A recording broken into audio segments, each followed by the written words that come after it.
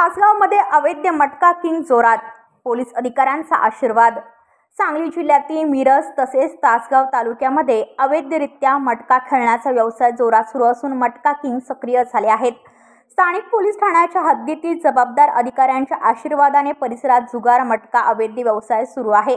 याविषयी पुराव्यानिशी तक्रार देऊनही कोणी कारवाई करत नाही, त्यामुळे आता खासदार आणि पालकमंत्री यांनीच दखल घ्यावी अशी विनंती दलित पॅंथर महाराष्ट्राचे उपाध्यक्ष विजयकुमार श्रीरंग यादव यांनी केली आहे।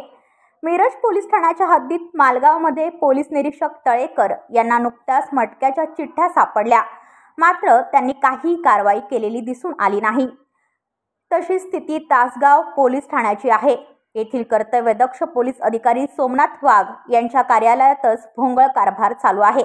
त्यांच्याकडे ही तक्रार केली होती, मात्र मी केलेली तक्रार आणि त्यांनी संबंधितांना दिलेले समजपत्र याची चौकशी करावी अशी मागणी श्री यादव यांनी कोल्हापूर परीक्षणाचे विशेष पोलीस महानिरीक्षक सुनील फुलारे, सांगलीचे पोलीस अधीक्षक संदीप घुगे यांच्याकडे केली।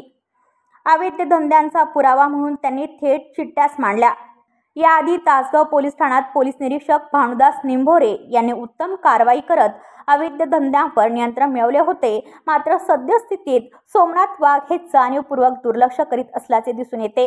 लोकप्रतिनिधींनी यात लक्ष घालून कारवाई करावी, अन्यथा राजीनामा द्यावा अशी मागणीही श्रीरंग यादव यांनी केली आहे। ब्युरो रिपोर्ट, सांगली, कोकण संध्या न्यूज।